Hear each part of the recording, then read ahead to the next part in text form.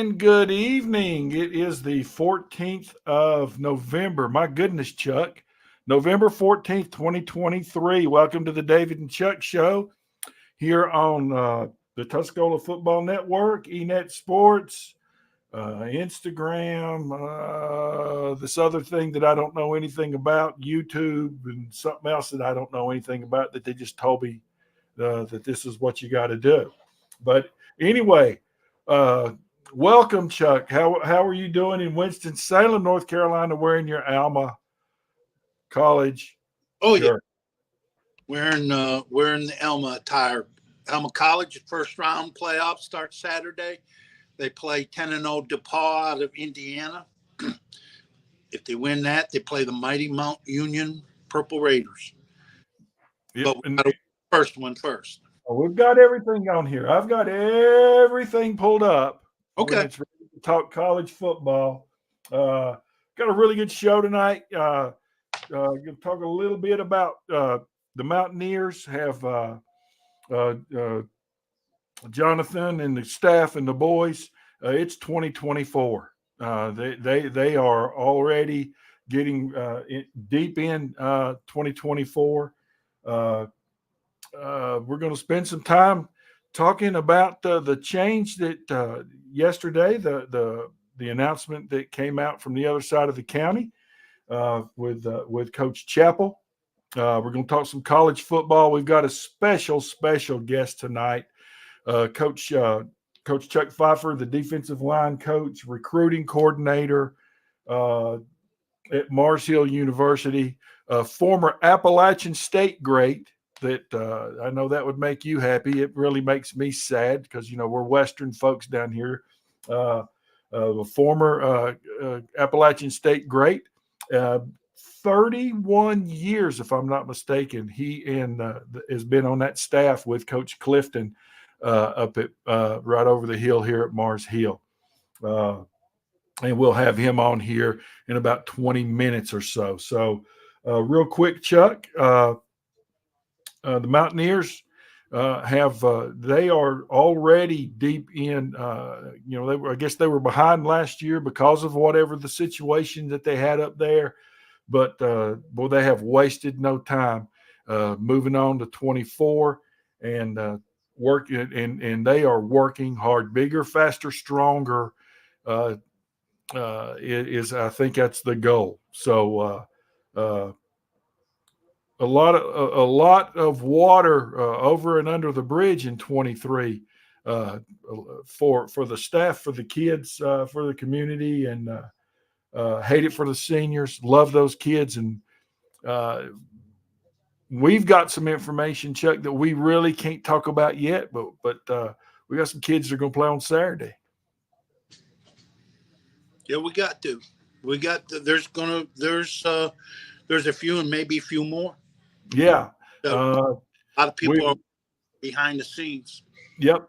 Just not able to say a whole lot yet, but hopefully some exciting things coming down the road for that great group of kids that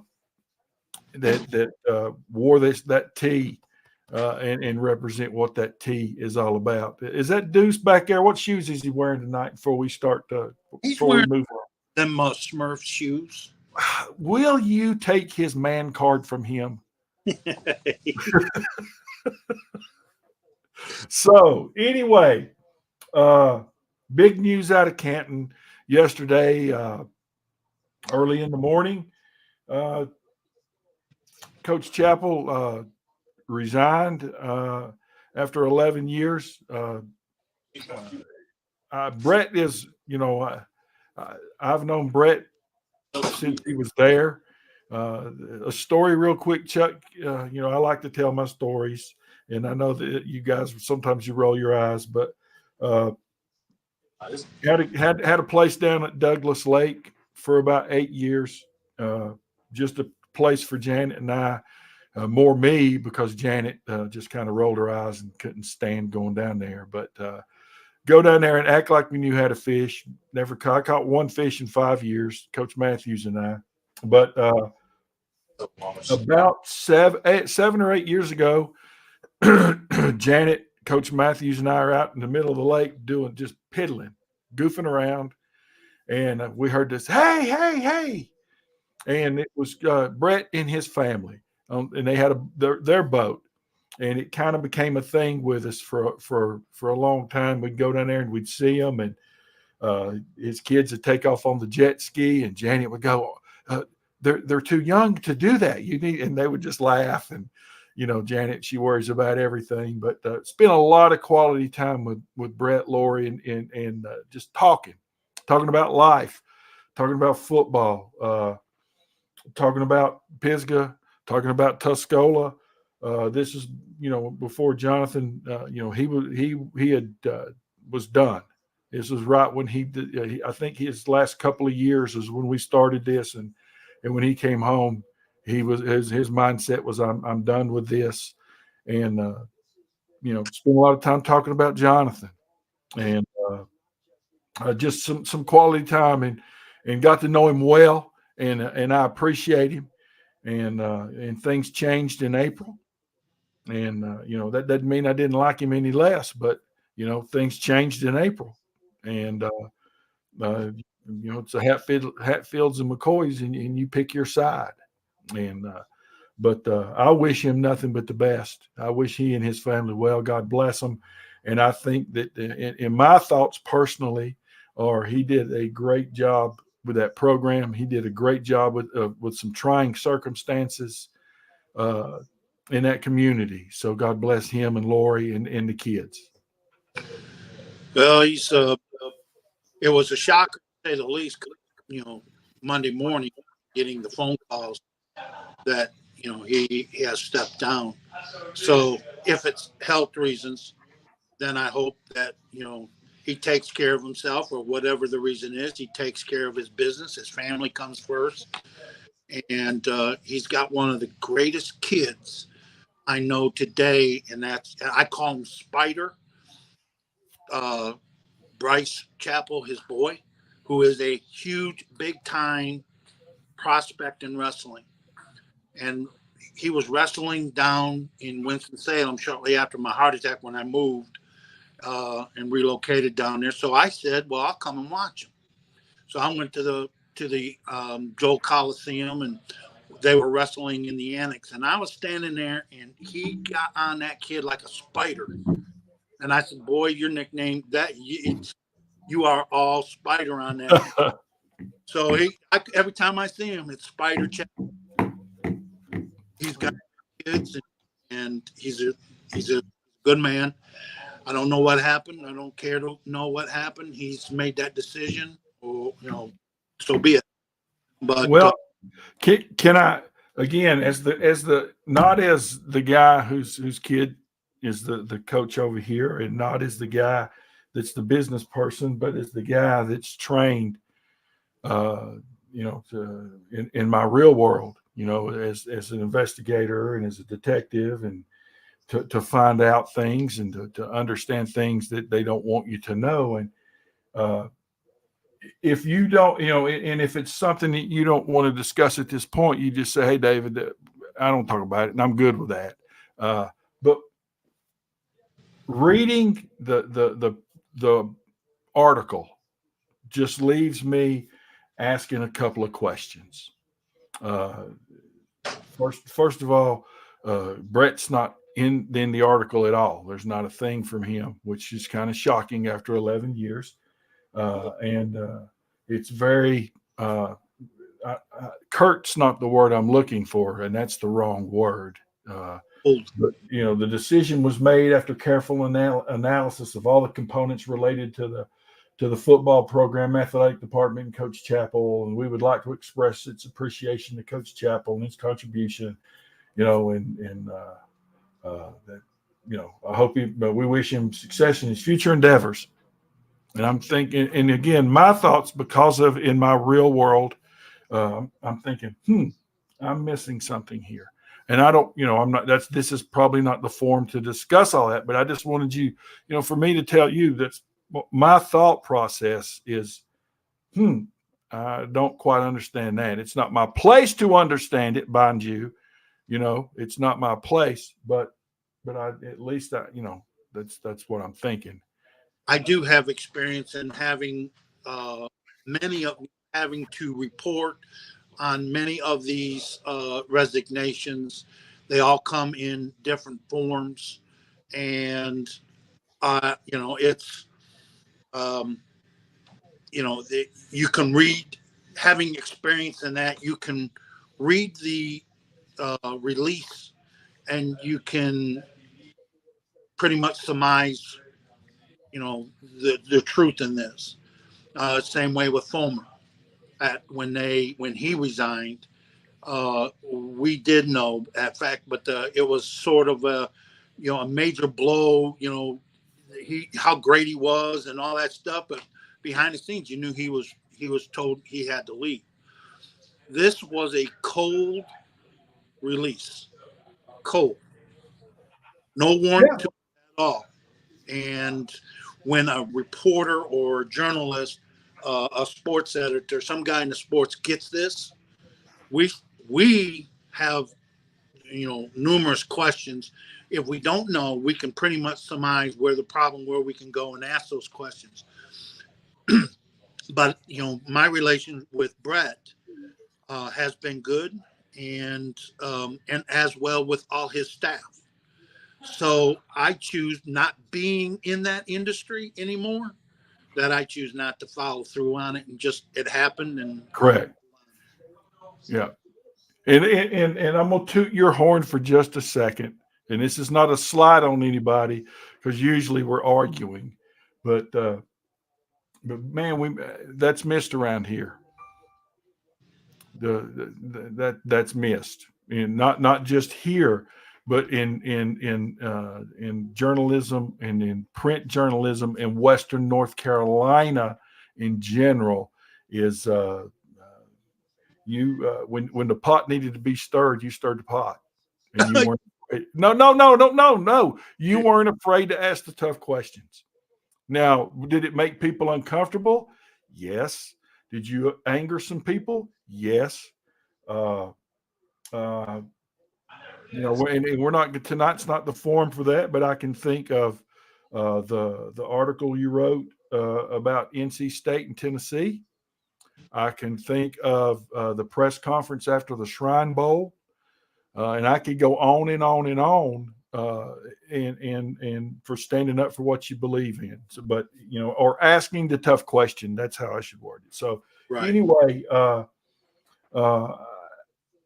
I sense that we're going to see Brett again, and I think it'll be soon.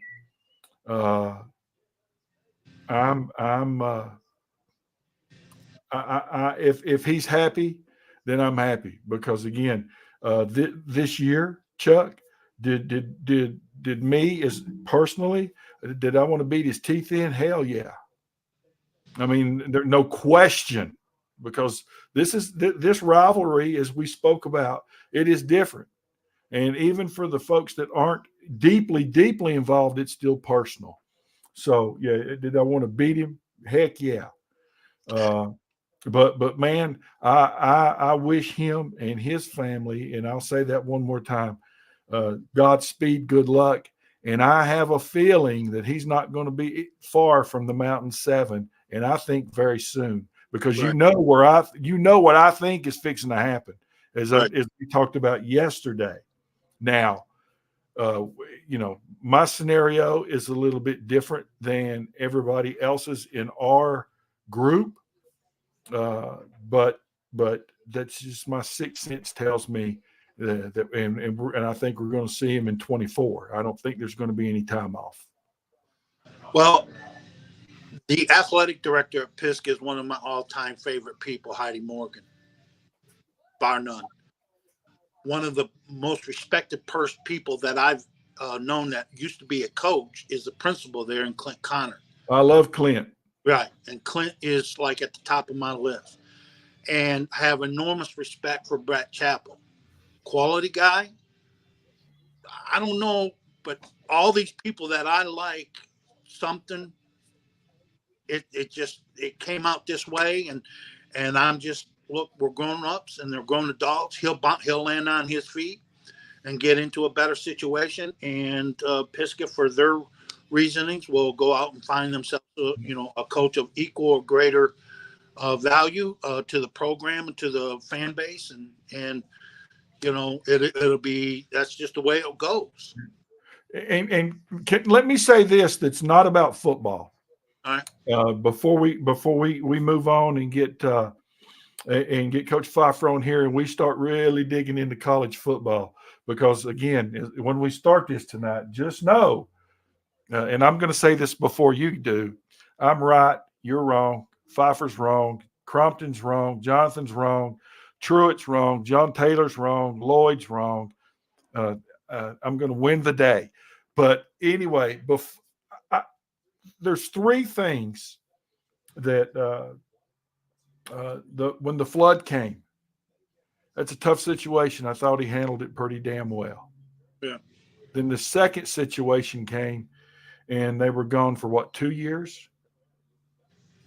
On the road for 2 years, and that's tough. It's tough on the kids, but the guy that's in charge, that's a lot on your shoulders to handle.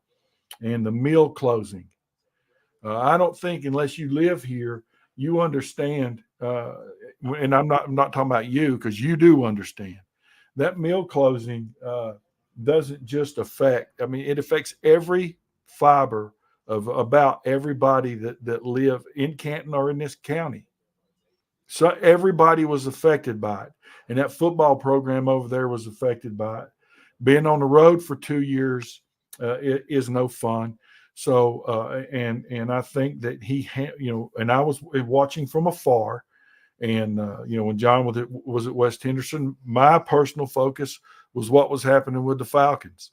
On April the 1st, for me, my fiber, my soul, everything is right here with Tuscola and the Mountaineers. But just watching him from afar, that stuff's tough to handle those situations, Chuck. Well, this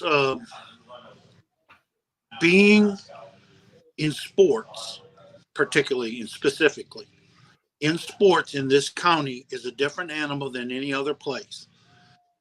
People from outside this county are hard to believe this, but I am not. I worked in the county. I was not born and raised in this county, but I've seen different places. If you're a coach in this county, if you're an administrator in this county, if you're a athletic director, and even a player, the intensity, this is a different animal to be in between the two schools, and it's ramped up, and it's not a week long, people go crazy. It is a year long. And there's demands made out of the fan base. And the rivalry itself, you expect that when you got one of, if not the best rivalry in high school rivalry in the United States. You would expect that, because all it matters is the win on that Friday night, the win. Yeah. And we saw Tuscola go through 3 coaches, or maybe even 4, during that 9-game run by Pisgah. And your life will survive. It's tough. And I'm getting to my point. You're fine. When I first got here, I saw one of my all-time favorite people in David Presley. And, David was, I used to enjoy just being around David and his philosophy and the kidding around and everything. But as he got to year 9 in his tenure, he became, you could see the wear and tear in his eyes, in the way he walked. He was getting burnt out. He was falling prey to the intensity of the rivalry and to the demands. And the demands are unlike any other high school. So, I mean, I've seen a lot in my lifetime, and I've never seen anything like this. Yeah. I have seen Brett change also. And that was around year 9. Yeah, I just seen, year 8, year 9, he was a different Brett Chappell. when he came on, I mean, he was a stern disciplinarian, but when he came on, um, he he was. You could see as the years went on, is that he was becoming more.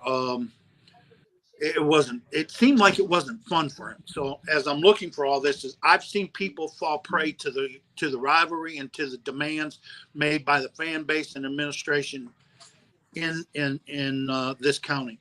Yeah. And so Brett is just it. There's a life. There's a life expectancy. That life cycle in this county seems to be like 10 years. Now, Well, if you have the right approach and you're solid, if you come in and start doing things, you make the right hires as assistant coaches, or you work, because if it starts with assistant coaches and the head coach, is that if you got conflict, and it doesn't get fixed, that's going to fester. And if you got players or you got something outside forces, when Jonathan came in, we had that one crew that was anti-Jonathan, that were Tuscola fans. Little did they realize they were trying to screw up the program for the kids in trying to get Jonathan. So there's stuff that you're battling behind, those invisible forces that wear on the program. yeah. I'm outside looking at both programs, and this is what I would see. I was there. I'd write an article about it, a column, and I would tell you everywhere, and I would lay out everything I've seen. Well, it's a different animal coaching. It is. Down at Murphy, coaching 32 years at Murphy. You know what I'm saying? Yep, that's it. Different. Well, again, Brett, if you're listening, good luck to you, buddy. And now that all this is over, maybe we go out and play golf, and you and Jonathan and get your butt kicked. I'll find me a partner, and we'll kick your two butts. And so my suggestion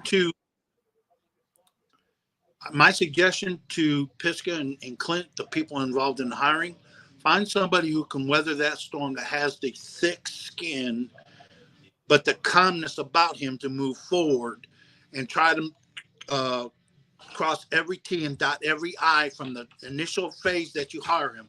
Because if you have somebody you think will fall prey to the pressure, that is a mistake hire for you. That's a short-term hire. Well, I will say this, and then because we got Coach Fife from Mars Hill waiting to get on, and I'll say this on the hiring part, I got no comment on that, because all I know is the Mountaineers were really far behind last year because of the situation, and they're getting ready for 24. So I can't tell you how many days it is to the game, but I bet you Jonathan can. I cover my rear end on this one, and that is, I don't think Brett had that personality. Whatever the reason is, but Brett was one of those guys that you thought that guy will last 20 to 25 years in this county coaching. Didn't happen. Yeah. Well, good luck to him and his family. And now, college football, and we're going to bring on right now. Now, Chuck, what years did Mike play at Appalachian? He played for Jerry Moore from 1999 to 2002. Okay. Chuck Pfeiffer, coach. He is a legend up in Boone, North Carolina. One of their great defensive linemen of all time. Now I've got a daughter with 2 or 3 degrees from Western Carolina. I've got a son-in-law with a couple of degrees. I got a nephew with a couple of degrees. A lot of our money has gone to Cullowhee, North Carolina. And, I hate the fact that they tucked and ran and left the Southern Conference because they didn't want to play the Cats anymore. So they had to move up to keep getting their butt kicked. But anyway, one of my all-time, and I'm one of my all-time favorite people. I think one of the top defensive line coaches in the nation, and I'll put him up with anybody, anywhere, any school, from Alabama to Tennessee to Southern Cal. I want to welcome to the show, to the Dave and Chuck Show, defensive line coach, Mars Hill University, recruiting coordinator, Coach Chuck Pfeiffer. What's up, Big C? How are you? I'm well, Coach. How are you? FYI, I was 4-0 against Western. Okay. His tenure on the show lasted like 6 seconds. You sound like Jonathan. I'm just telling you. I'm just spitting facts to you. Jonathan. I'm just spitting facts to you, Big C. That's all. And Chuck, I want you to meet Chuck Fiebernitz. You've met Chuck. Chuck was the editor of the newspaper out here for a decade and a half. Pleasure to meet you, sir. Nice, Coach. It's nice to meet a fellow Mountaineer, Appalachian State Mountaineer. My son played from 1999 to 2002, walked on. And I told him when he walked on, I said, you start it, you finish it. You don't quit. And the last practice is that Coach Moore brought my son up in front of the team. He was never a scholarship player. He told him, he said, he's never missed a practice off season. This is the reason why we're great, because he practices so you can be in the limelight. Yes, sir. Yes, sir. So he's a proud Appalachian State Mountaineer. And awesome. It's a pleasure to meet you, sir. Awesome. And Coach is one of, listen, he is modest, but again, the old detective has done his due diligence. One of the greats to ever put that uniform on up there. So, and he can say that he's not, but he is. But he is. I was lucky to play. Chuck, got recruited by late Brad Law, and I was blessed to play for two great head coaches. I played my first 3 years for Sparky Woods and my last 2 for Coach Moore. I love Sparky too. So I was blessed. One of the great people in the game. I love that man. Yes. What is the has there been a landscape change in Division II football? Totally. With the transfer portal, it has totally been a landscape change. It is not to say, this is my 32nd year at Mars Hill, and what we were recruiting, just 12 years ago compared to what we're recruiting now, is a totally different. Hold on to that though, before you get deep into that, because that's on our thing. But I do want to say this real quick. I'm angry, Chucks, with apostrophe, because both of you Chucks. I'm angry as heck today. And I'm going to vent. Can I, for just a second? Mars Hill went 8-2. Their 11th game, which would have been their opener, they got canceled on about 5 weeks before the season started. So they only got to play 10 games. Okay? 8-2, 5 points from being undefeated, lost 1 in overtime. 5 points from 10-0. And you tell me that this team that won the Southern Division of the SAC, which is one of the top 2 conferences in Division II football, and they're not in the playoffs? Yeah, they're not in the playoffs. We were scratching our heads on that one too. We were scratching our heads on that. I was mad because people that know us, when Jonathan left Tennessee, Coach Matthews and I spent a decade at Mars Hill. We never missed a game. They treated us like we were on the staff. We were in the booth. We were part of the family, still part of the family. Definitely. And COVID came, and then I got the post-COVID, which kept me out of the last year. And I'm ready to go back and do my thing and never miss another game. And then Jonathan gets this job, and my world changed again. Definitely.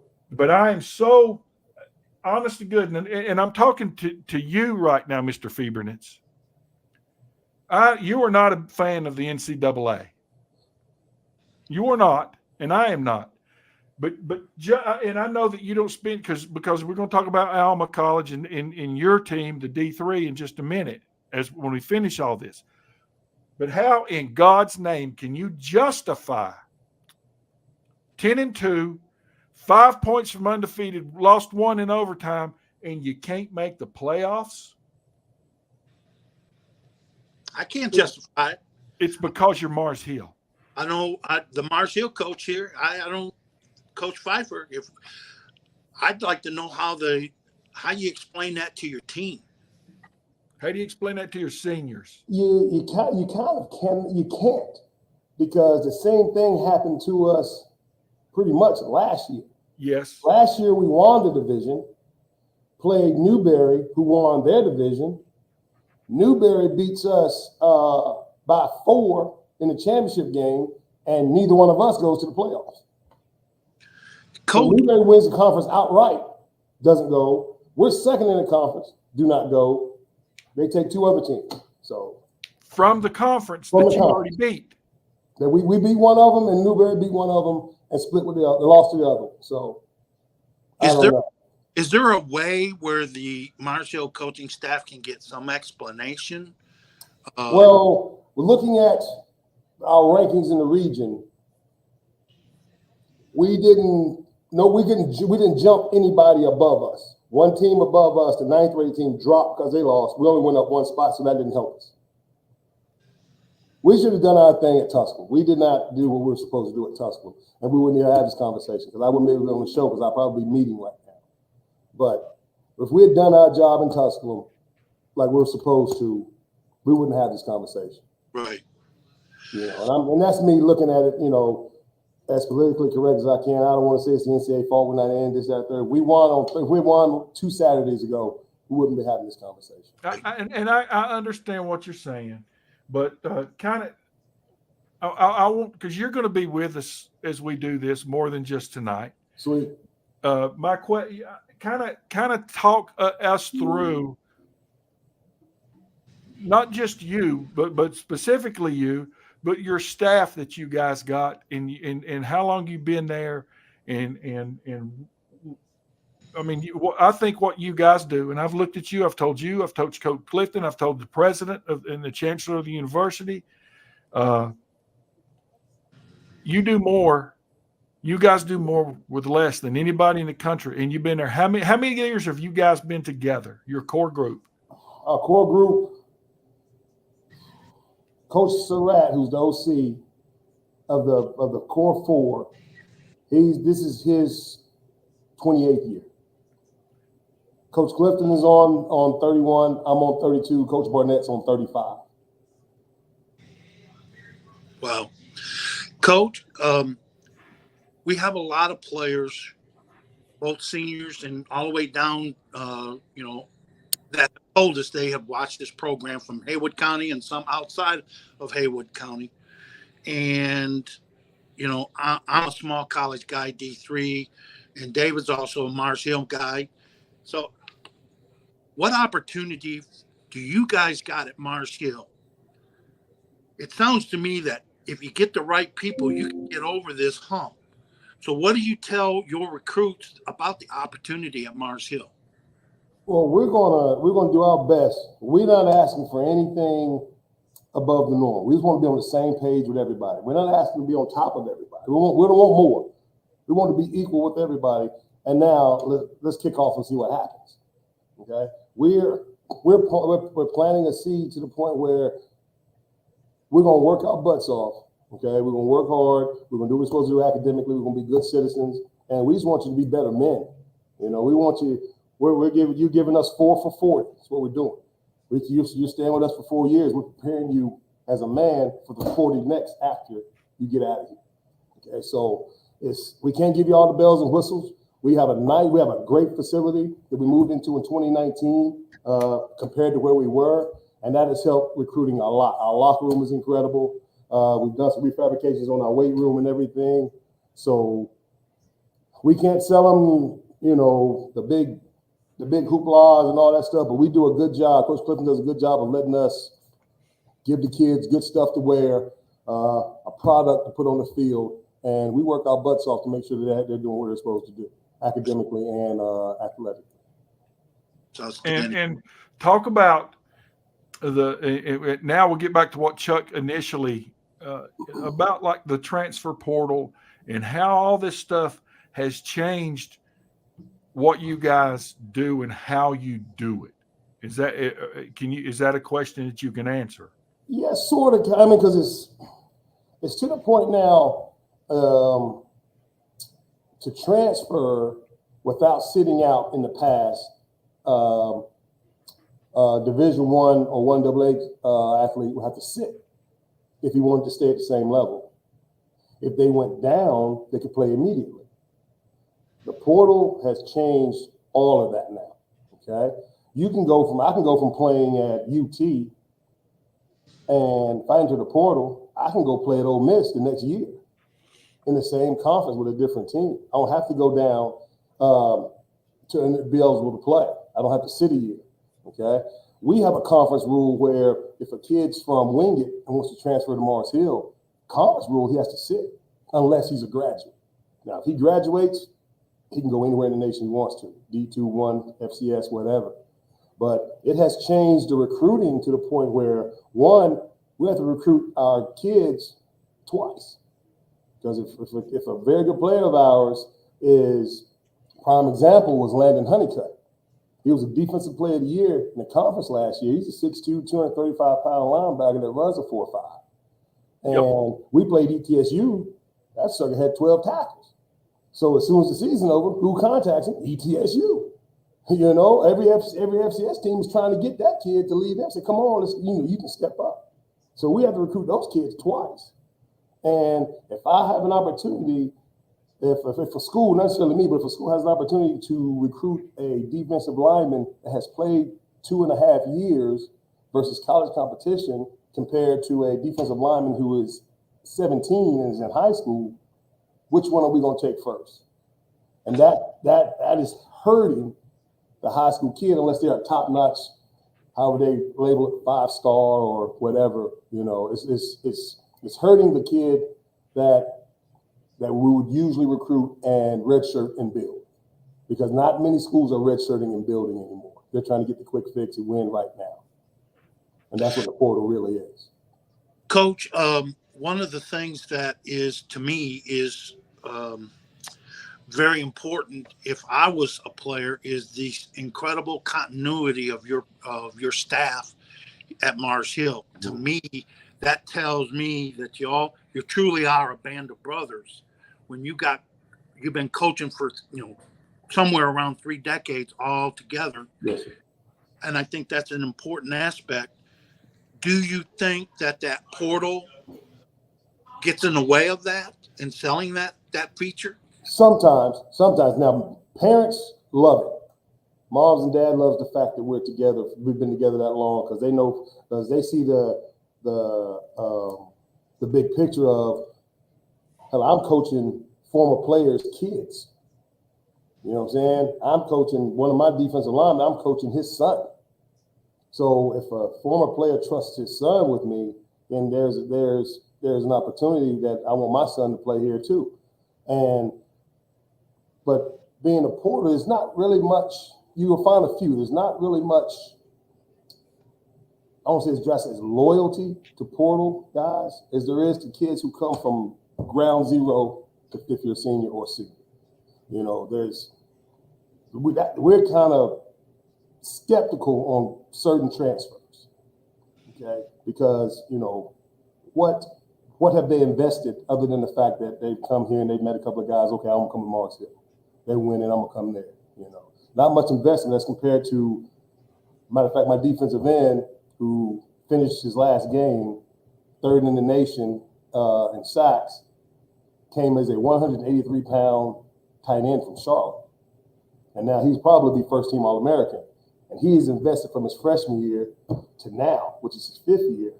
And that guy will tell you everything. He'll bleed blue and gold before, a kid from, say, Tennessee Chattanooga that wants to come for one semester. See, that's the thing. David and I were talking about this today, and I was explaining to him the 4 years that I spent at one place was the greatest 4 years of my life. And because you'll never play for another team again. you'll play for contracts or you'll play for, job opportunities, but and play for yourself or work for yourself, but you'll never play for a team. And the only way is to play for that team, to be a part of a true team, is to be there for your 4 or 5 years. Yeah, I graduated from. I'm still friends with App. We got guys I'm friends with from App. When we finished in 1990, it's 30 years ago, and I still talk to guys. We were definitely on social media all the time. And if I was doing something at the house, and something came on ESPN football, and I said to myself, talking about recruiting, I said to myself, I will go to App again. If I got recruited today by Appalachian State, I will go to Appalachian State again. I would do the whole thing with all this hoopla and all this stuff. I will go to App again. That's the same thing that I have, is a group of 8 former teammates at little old Elma College up in Michigan, a Division III school, and we are, we're close. We're just, we're starting to try and get a pipeline going from North Carolina. I don't know if we'll butt heads with you, but hey, that's a different code up there now. That's a different code up there now, Coach. Boone's a different code, but good Lord, Michigan come off that lake effect now. That lake effect will get you. we have cold, but it's only gets down to 32, and then typically it's about 50 and sunny the whole time up there in Michigan. 50 and sunny, yeah.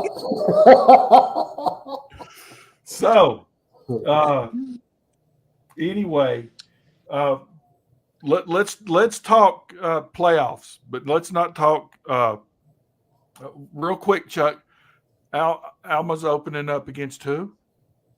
DePaul out of Indiana. They're 10-0, and if they are fortunate to win, they draw the short stick in playing Mount Union. One of the great. Yeah, look at Coach. Coach knows Mount Union. Oh yeah. Everybody knows about Mount Union. That's the greatest team in all of college football over the last 30 years. Yeah. That team has won, I think, 15 national championships, Division III. But we got to play them down their place. But first, we got to get past DePaul, and hopefully that'll happen. But we just completed our second 10-0 season, and awesome. We're trying to step. And so, if we want, if we are going button heads and trying to get a pipeline from North Carolina, we'll yield to what you need. I don't know. 10-0 is pretty good. If I'm a kid, I'm looking at 10-0. Hey, Coach, give some breadcrumbs now. You know better than that. You know that. Hey, don't Lou Holtz me over there now. All right. AP poll. I believe that as we sit here today, in just a playoff poll, I think there's 9 teams that are still in play for the 4 spots. I think it's Georgia, Michigan. This is me now. Georgia, Michigan, Ohio State, Florida State, Washington, Oregon, Texas, Alabama, and Louisville. Louisville is still in this thing at 9-1. Now they've got to win out and they've got to beat Florida State. And will they take the conference champion that's not Florida State from the ACC? That's a discussion we'd have to have as things play out. But I don't think that there's anybody else that would be involved in the fight for the 4. What do you guys think? Coach? Well, to be honest with you, I haven't really followed it as in depth. I will now. I'll start watching it more now because when I get home, I'll catch the start of a game. Next thing you know, I'm out on the couch and now I'm back in the office. So, but I have watched this past weekend. I watched a bunch of them, and it's you have to take Georgia and put them somewhere by themselves and let the rest do what they have to do. And then probably Ohio State coming out of there. But Michigan is looking very formidable because they can run that dang football. And if you can run that football, I'm telling you, that makes a big difference in what your defense can do. If you're running the ball, you're pounding, and you're getting up, it's hard to handle. But I'm like you. I'm looking at maybe the top 4: Georgia, Ohio State, probably Texas and Florida State, maybe. Chuck and Winston. Well, I think that you got. I think they're going to try. The committee's got that power to try and get undefeated teams and conference champions together.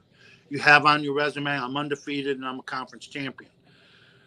But in this weekend seems to be the weekend where you don't have really those tough games, especially down in the SEC where they play middle schools.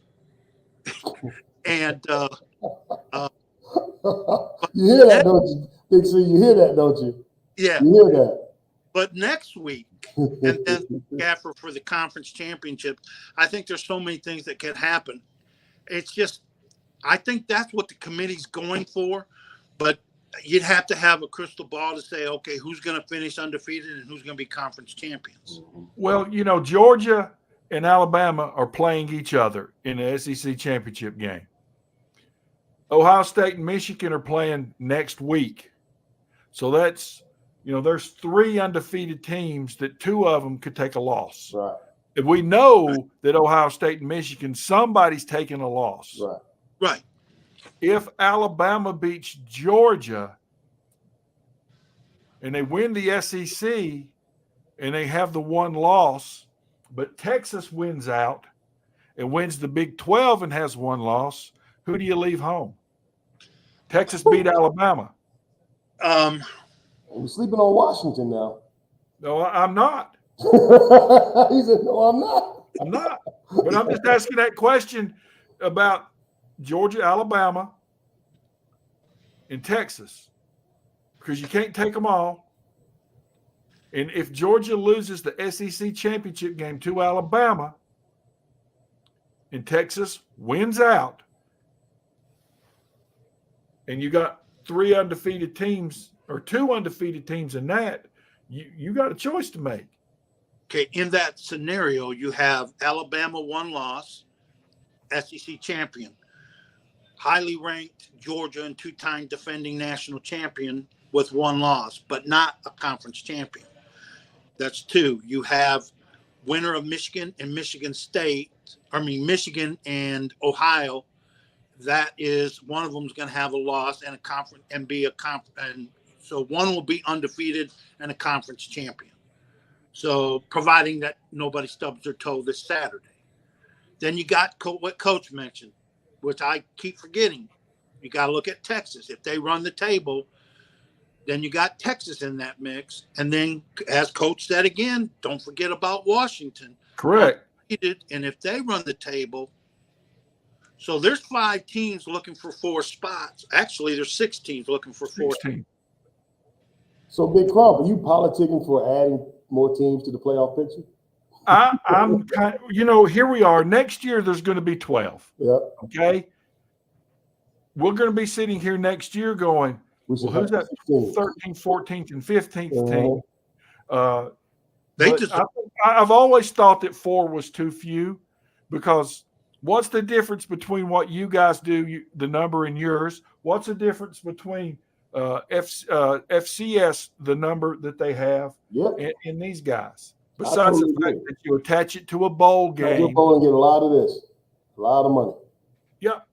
And now with these kids opting out of these bowl games, they're almost useless anyway, unless it's those 4 teams. Exactly. And McCaffrey started that mess. Christian McCaffrey started that mess. He was the first player that was ever recognized to sit out a bowl game because he was going to be a high draft pick, and they weren't playing anything before a bowl victory. And then that started stuff. Yep, they just started. I'm old school. Well, so as long as you got a game, you got something to play for. So I won't have school Mars Hill get an opportunity for your kids to experience this postseason. But I do want to tell you, Coach, I know what you're all about. I know I can look at you and I've learned enough about you. You're a man that over 30 years, you have taken care of a bunch of young men and treated them like your son, and you've done that job very well. Well, I appreciate that. Can I tell you something, Chuck? Talk to me. And I've never, and Mike and I talked about this for years. One of the neatest experiences that you'll ever see, and maybe next year, Chuck Fiebernitz, you can come with me. Go to homecoming at Mars Hill and watch these guys that come back. Watch their reaction and the way they interact with these guys on that staff. And I'm not saying this. It is moving. It is moving to listen to these guys and watch these guys and you talk about a brotherhood, but this is way more than a brotherhood. This is family. And I'm not just saying that. To watch how they react and listen to them. There's one kid that went to NC State, one of the top linemen in the country, offensive linemen in the country.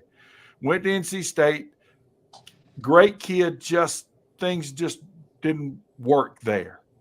And he left and he came to Mars Hill. And he sitting at home for 2 years now, Carl. He was sitting at the house. Yeah. He was sitting down and they played at Southeast Missouri, a 16-hour bus ride, 5 kids to a hotel room. Got on the bus as soon as the game was over after 7:30 kickoff. Should have won the game against that team. Lost it right at the end. 16 hours right back. But this kid was one of the last kids drafted. Made the roster. Played 5 or 6 years in the NFL. Made really good money. And do you know it was year before last, right before I got my last post-COVID thing. This kid comes up, brings his whole family, brings his kids, and he didn't go to Raleigh. He didn't go to NC State, and he came there, and he spent his time and his effort just hugging on these guys and telling them, you gave me my life. You gave me my life. And the way that they, and it was not about money, and it wasn't about that. It was just to say, hey, man, thank you. This is a special place. So I'm glad you noticed that, Chuck. That it's really, and I get pissed, and this is a podcast and it's our show, and sometimes I'll say things I shouldn't say, but I get pissed when I read some of these jackoffs and never wases and has-beens and wannabes. Well, what are they going to do? End up at Mars Hill? You bet your ass. All the time. You bet your butt. Yeah. You're lucky if you end up there. We get that. Then we also get well, Coach, I got a kid that can play for you at Mars Hill. And I pissed off a couple of coaches. I was like, well, is Wingate University recruiting? Nah, Coach. Is Lenore Ryan Newberry recruiting? Nah, Coach. Well, those are guys I play every Saturday. So and you beat your teeth in. Yeah. So I got to at least recruit at that level, if not higher, if I want to be successful. Right. So yeah, we get that. I've heard that several times, and I get really pissed. And I'm to the point now, year 32, I kind of don't care what I say to some people.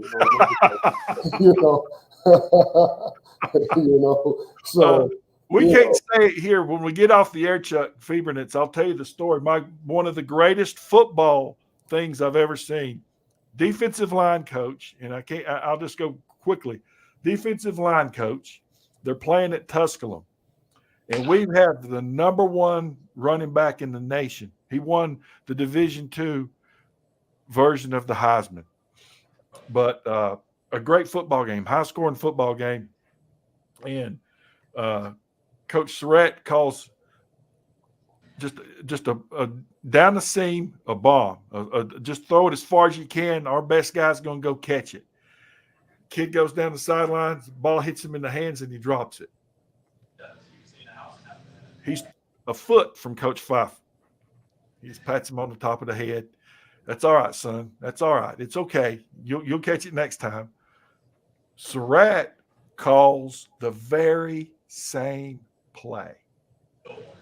The very next play, the same play. Boom, boom, boom. 40 yards down the field, dead in his hands.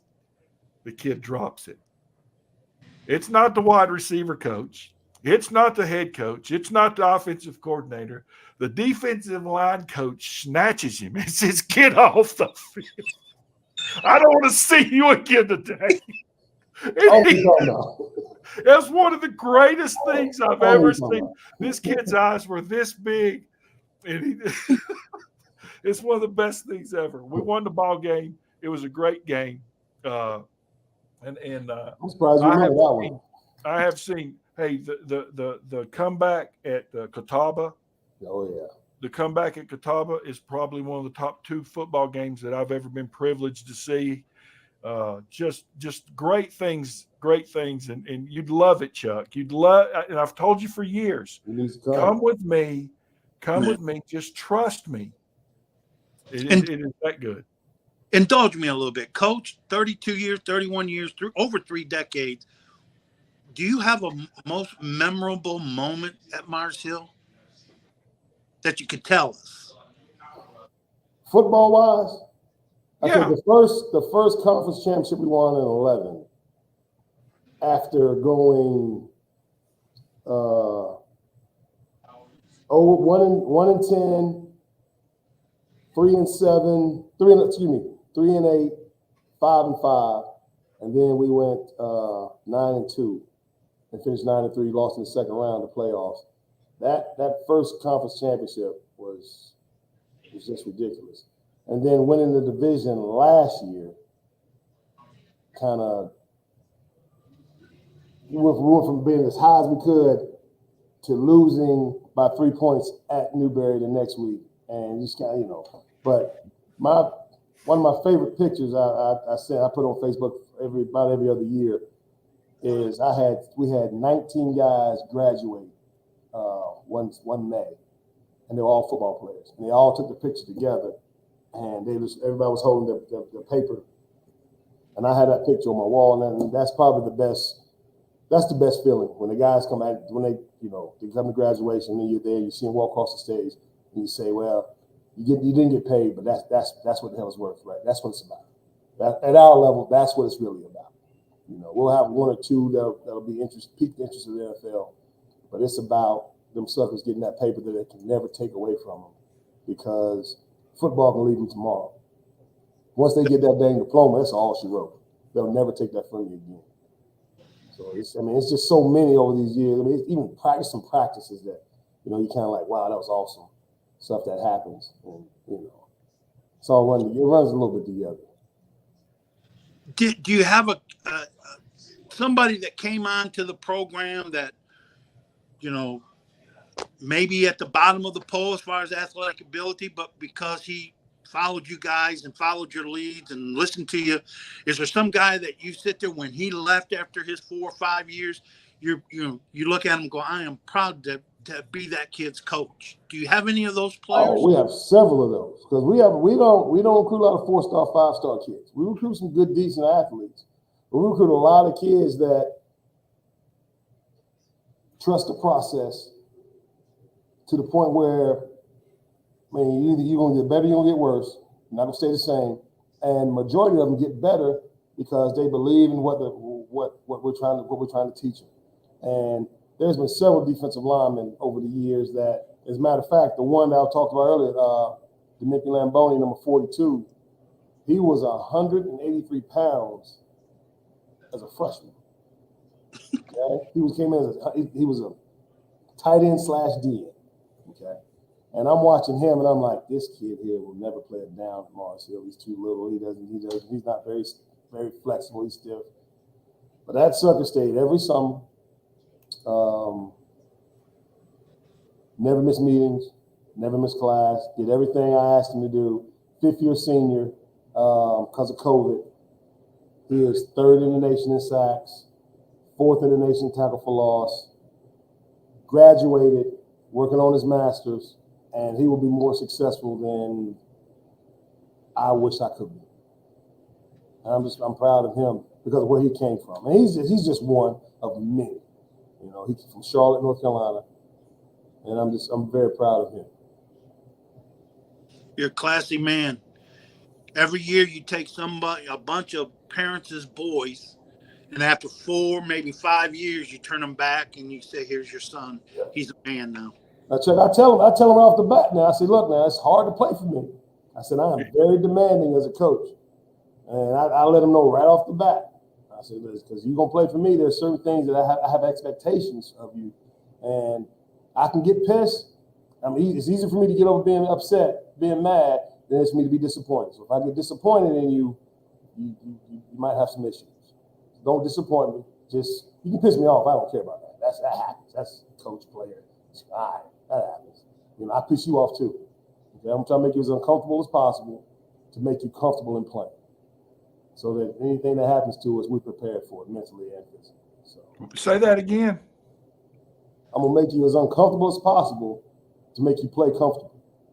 Wow, I can't believe you just said that. Any situation we get, coach, we went over that in practice. Coach did that. I cannot believe you just said that, because if you walk in Jonathan's locker room, the first thing you see when you walk through the door is this big sign he had made: "Be comfortable being uncomfortable." I can't. That's pretty awesome. Yeah. And then times I mean, as men, we've been uncomfortable in our lives, and we've had to fight through it. We've had to see it through, to where, I mean, we're family men, so we got to handle our business too. And I just want to make sure that my guys, see that. They see me get upset, they see me get hot, but they also see me respond when they do well. They know the tone is not the whole thing. Listen to the message, not the tone. And I'll tell you, Fibernet's Mr. Winston-Salem, Chuck. Okay. He's coach. I'm Chuck. One day, and Coach Pfeiffer, do you still have to do some of the stuff at the basketball games, correct? Yeah. We have a basketball game Wednesday, tomorrow. Okay. So they called and said, "Hey, Jonathan was home from wherever he was playing," and they called, and Mike and I and Jonathan went out there to watch a basketball game. It was a doubleheader, the girls and the guys, the women and the men, and all we wanted to do was go watch the basketball game. And we always talk about gym rats, and so we get out there and we're sitting there, and the women are warming up, and we're in the bleachers, and Coach Surratt, the offensive coordinator, Jonathan Surratt, comes over there, and we're all sitting there with Chuck and Coach Surratt and Coach Matthews and myself and Jonathan, and Surratt goes, "Hey, John, let's go downstairs for just a few minutes and go to my office, and we'll get on the whiteboard." We never saw them. We listen, Chuck. And this is, we never saw them. They missed the girls' game. They missed the time between the girls' game. They missed the men's game. Mike and I had to go sit down in the lobby and wait like an hour, and then they go, "Oh, let's go eat supper." There's a pizza place in Mars Hill, and when the coaches come in there, they'll keep it open for them. And Matthews and I sat over there, and they finally, like 6 hours later, they've got napkins, and they're still drawing on napkins. The stuff that, like Coach Pfeiffer and Surratt and Jonathan and these guys, people don't understand first of all, how much they really love it, but they don't understand how much work you put in. But I was sitting there that day, and I went, "Look, man, I just want to go home. Just get me the hell out of here. I'm tired of this." And that's when I think about Mars Hill, though. I think about these guys. I think about Coach Clifton and the example that he sets every day, not only for the kids, but still for you guys. He's funny. I don't want to be a referee around him. Oh, no. But he loves those kids, and I think I go back, and everything goes back to it's not just circle the wagons and team. man, that is really Coach Chuck Fiebernitz. It's the epitome of what a family is. It's really special to see. Well, my almost 15 years as sports editor at the Mountaineer, been on the campus many, many, many times because we had a couple people from the Pisgah basketball team play over there. Tony Blake. Oh yeah, I know TB. Yeah. Know him well. Yeah. So we were there on campus. And again, I'm a small college guy, and I advocate for small college. I'm telling you, if you want the opportunity to play on a team and experience college life, schools like Mars Hill, their competitors, we won't give them the time, Coach Pfeiffer. But you get guys like him. You give your son to him, and they coach him up and make him a man. And while they're doing that, these kids are enjoying being college student athletes. It's the best situation in the world.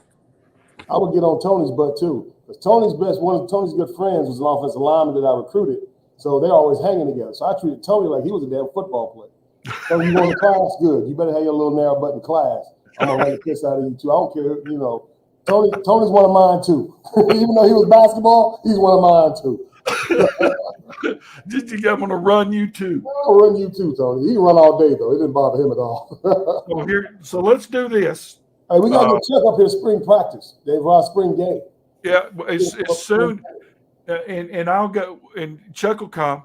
But I'll get him to come stay at the house, and we'll because I want him to see and kind of be around. And that'll be a sample till we get him on here on a Saturday. There's again, I've been blessed to see it all from Little League all the way up through and everything in between. And if I'm going to spend a Saturday, and this is just me, but if I'm going to spend a Saturday at a stadium or watching a team play, I don't want to put up with all the 100,000 anymore at Neyland. And I'm a Vol. My kid's a Vol. He's a VFL, man. Or think about Coach Matthews and Megan, the greatest pitcher, one of the three greatest pitchers in the history of the SEC in softball. But man, there's nothing like the setting in Mars Hill or the SAC conference in general. I think number one, it's great football, and but it's in its perspective a lot more than everything that's going on around college sports now. And I think that's, Chuck Fiebernitz, I think that's one of the things that when you're talking about Alma, it's not about, I'm not going to play, if I get a contract, that's great, but we're not playing for contracts, man. I want that piece of paper, and I want to compete. And I want to get better. I want to make lifelong friends. Yeah. Lifelong friends. Exactly. So anyway, we'll have Coach back on. Study up a little bit as we get closer to the playoffs, because we're going to. I'm looking at it now. I'll look at it deeply now because I'm watching. We have many heated debates because, again, as we say, and it proved last year again. They give it a good shot, but I was right and they were wrong. And it's just. Okay. I mean, you are the guru. No. But hey, Chuck. Yeah. Fiebernitz. Did you the rumor? Did I send you the text about the rumor of Texas A&M? Dabo. Well, let me while Coach is on here, Coach, just make sure. So down Jamie Chatwell, who's up at Liberty. Okay. So that's funny. He was responding on his social media account, whatever it was, Twitter, whatever, that his show is going to be on Wednesday and where it was from. The problem was he responded to it, but down there's that GPS or location. It was coming from Starkville, Mississippi. Oops. My bad. Oops. Just let the cat out. Hey, Coach. Hey, Coach Chatwell, what are you doing down in Starkville, Mississippi? Getting dinner. Recruiting. That's all. Anyway, we're gonna jump off here. Had a really good show, Coach Pfeiffer. Thank you for being on, Chuck. As always, you were brilliant. Anytime. And again, Coach Chappell, I know that we're on the other side, but I know you're going to come. You're going to end up where you need to be and where you want to be. And I wish you and your family. I'll say it one more time. Yes, I'm on the other side of this heated rivalry, and it's a personal thing. But man, good luck to you. Good luck to your family. And I'm sure that we'll see you in 24 somewhere on the other sidelines. And I think I'm right on that, Chuck. I think my gut tells me I'm right. Oh, well. And while all the mothers are looking, right there's the man, Coach Pfeiffer at Mars Hill. So Your boy will be treated like That's it. Well, thank you for turning into the Dave and Chuck show. I am going to turn off these lights, close this computer. I'm going to the house. Janet and I had our 40th anniversary. We had a really great time driving across the country, but now I'm going to go home and lay my head down. Just so like teenagers. Y'all teenagers out there. Yeah. That's Janet about getting lost in Kansas on the back roads. How you get lost in Kansas? All you do is look. Oh, Coach Matthews is watching. Listen to me. The GPS said, because Mike laughs at me. He said, look to your left, look to your right. But the GPS said, you're going to avoid this accident ahead, take this alternate route. And I clicked on it and said, hey, Jay, let's go. 5.5 hours later, pitch black dark. I don't know where the heck we are. These 2-lane roads. There's not even cities. There's not even people. I can't see. And she's just looking at me like, man, you brought me all the way here for us to die. I mean, we were lost for 5.5 hours trying to follow the GPS to get to a place called Hays, Kansas. Did you get there? 5.5 hours later. 5.5 hours later. But anyway, everybody have a great night. God bless you. Sir? We'll see everybody Thursday night. Chuck and I'll be back on Thursday night. Coach, good luck. I'm still angry. The line should be playing Saturday, and that's all I got to say about that. All right, guys. Nice meeting you, Chuck. Okay. Nice meeting you. My pleasure. See you guys. All right, Chucky, I'm out.